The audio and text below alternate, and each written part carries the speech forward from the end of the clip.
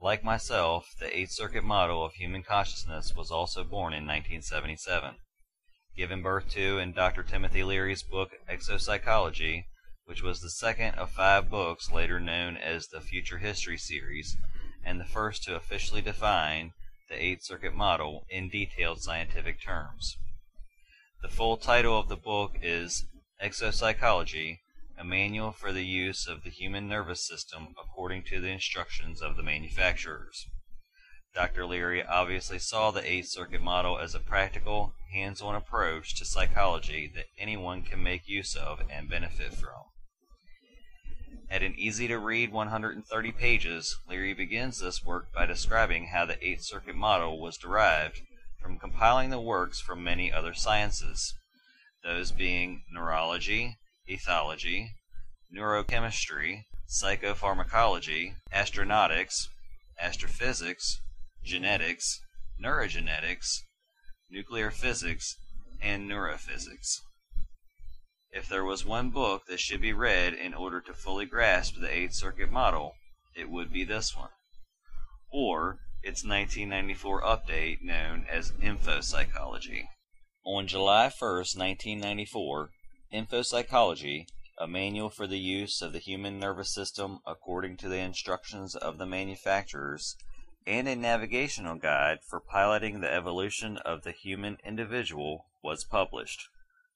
This is an updated version of Exopsychology that was written with the assistance of Robert Anton Wilson. The update was released with one major change to the Eighth Circuit model of human consciousness. The first version had Circuit 6 and Circuit 7 in reverse order. After extensive research on the matter, I fully concur with the updated theory put out in Infopsychology. Neuropolitics is the third in the Future History series and was also published in 1977.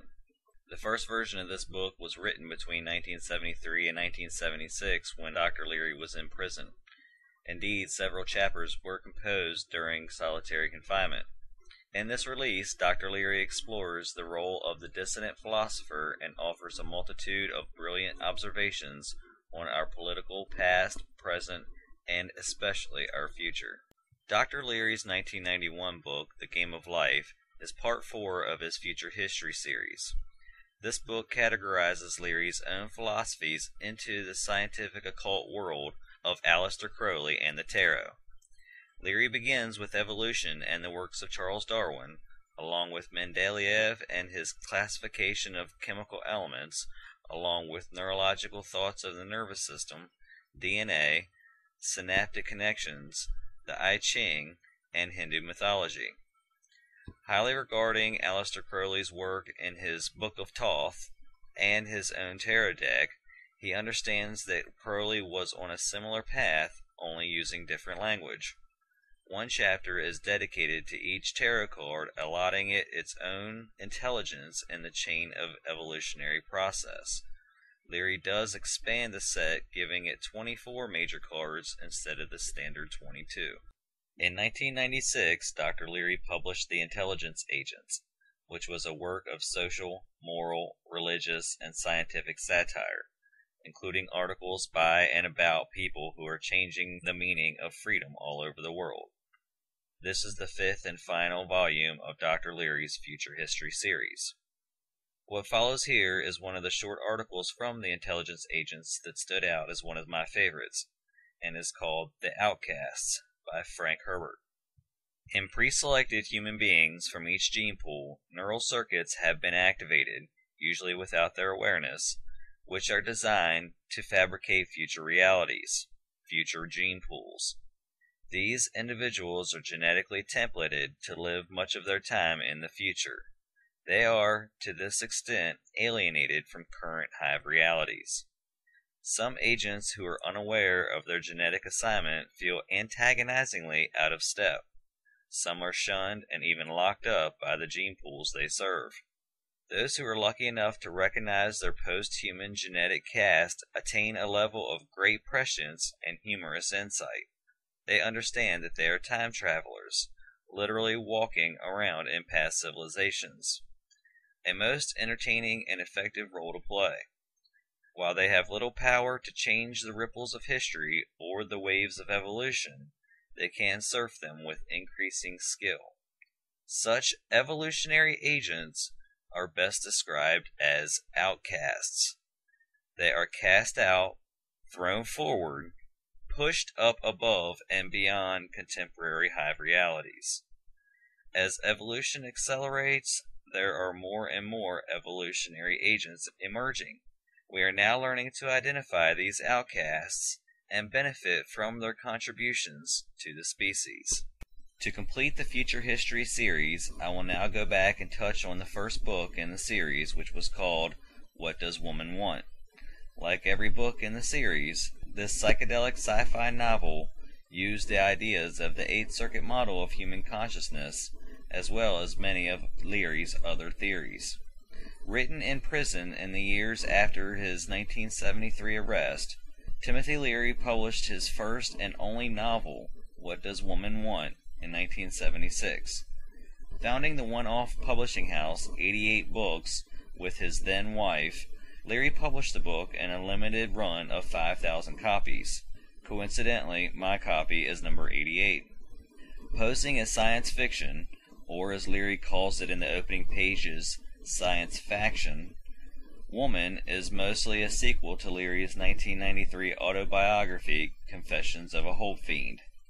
It picks up directly after the events depicted in that book, with Leary and his wife holing up in Switzerland under the care of wealthy arms financier Michael Ducard, aka Goldfinger.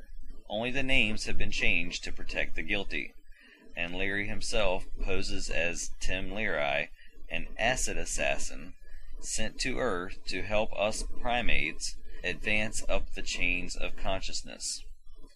This book operates on 3 narratives, with a 1960 section detailing Leary's LSD experiments in Harvard, a 1971 section dealing with the aftermath of Confessions, and a future section set in 2575 detailing the future of the human race. Cosmic Trigger 1, The Final Secret of the Illuminati, is the first book in the Cosmic Trigger series, first published in 1977, and the first of a 3-volume autobiographical and philosophical work by Robert Anton Wilson. It has a foreword by Timothy Leary, which he wrote in the summer of 1977. The first volume was published without numbering, as the second volume did not appear for nearly 15 years. As the title suggests, the book also deals with the Bavarian Illuminati conspiracy, which Wilson neither rejects as utterly false nor embraces as true, in keeping with his theme, and other related intrigues. The work also touches on a wide variety of other subjects, from Timothy Leary's thoughts on brain circuits, JFK's assassination, through to Sufism and numerous occult practices. Cosmic Trigger deals with the process of deliberately introduced brain change. This process is called initiation or vision quest in many traditional societies, and can loosely be considered some dangerous variety of self-psychotherapy in modern terminology. I do not recommend it for everybody. The main thing I learned in my experiments is that reality is always plural and mutable. Prometheus Rising is a book by Robert Anton Wilson, first published in 1983. It is a guidebook of how to get from here to there, an amalgam of Timothy Leary's Eighth Circuit model of consciousness, Gurdjieff's self-observation exercises, Alfred Korzybski's general semantics, Aleister Crowley's magical theorems, sociobiology, yoga, Christian Science, relativity, and quantum mechanics, amongst other approaches to understanding the world around us. Claiming to be a short book about how the human mind works and how to get the most use from one, Wilson describes it as an owner's manual for the human brain. Quantum Psychology, How Brain Software Programs You and Your World, is a book written by Robert Anton Wilson, originally published in 1990.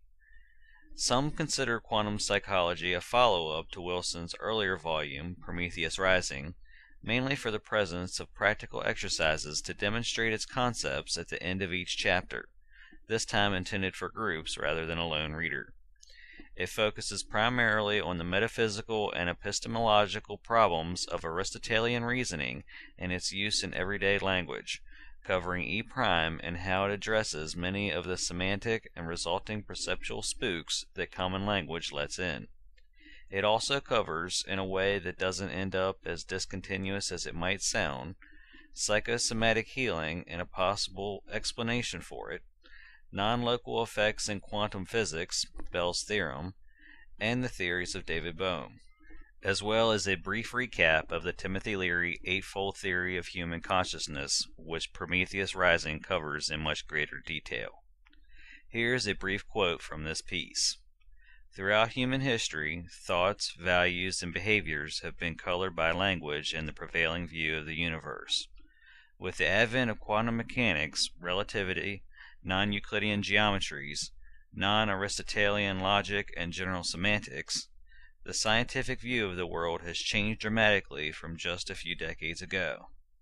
Nonetheless, human thinking is still deeply rooted in the cosmology of the Middle Ages. Quantum Psychology is the book to change your way of perceiving yourself and the universe for the 21st century. Some say it's materialistic, others call it scientific, and still others insist it's mystical. It is all of these, and none. The following is a brief essay by Robert Anton Wilson worth including in this presentation and is called The Octave of Energy. The law of octaves was first suggested by Pythagoras in ancient Greece. Having observed that the 8 notes of the conventional Occidental musical scale were governed by definite mathematical relationships, Pythagoras proceeded to create a whole cosmology based on 8s. In this octagonal model, Pythagoras made numerous mistakes because he was generalizing from insufficient data. However, his work was the first attempt in history to unify science, mathematics, art, and mysticism into one comprehensible system, and as such is still influential. Leary, Crowley, and Buckminster Fuller have all described themselves as modern Pythagoreans. In China, roughly contemporary with Pythagoras, the Taoists built up a cosmology based on the interplay of yang positive and yin negative, which produced the 8 trigrams of the I Ching, out of which are generated the 64 hexagrams. In India, Buddha announced after his illumination under the Bodhi tree the Noble Eightfold Path. Patanjali subsequently reduced the science of yoga to 8 limbs, or, as we might say, 8 steps. The game of chess appeared somewhere in the East with a grid based on 8x8 64 squares.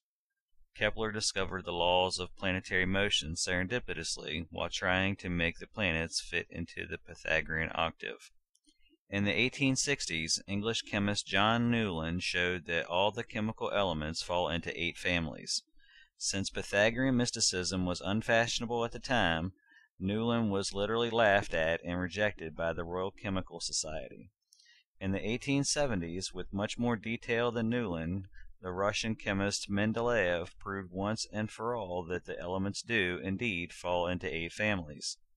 His periodic table of the elements, an octave of hauntingly Pythagorean harmony, hangs in every high school chemistry class today.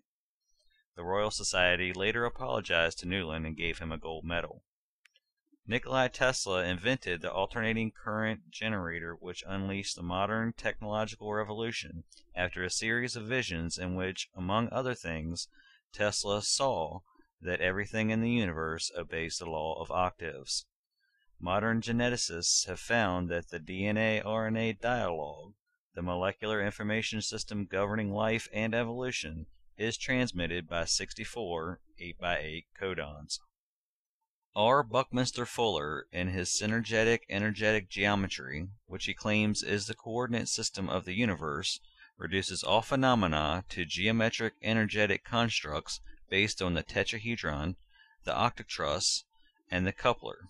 Fuller argues specifically that the 8-face, 24-phase coupler underlies the 8-fold division of the chemical elements of the Mendeleev periodic table.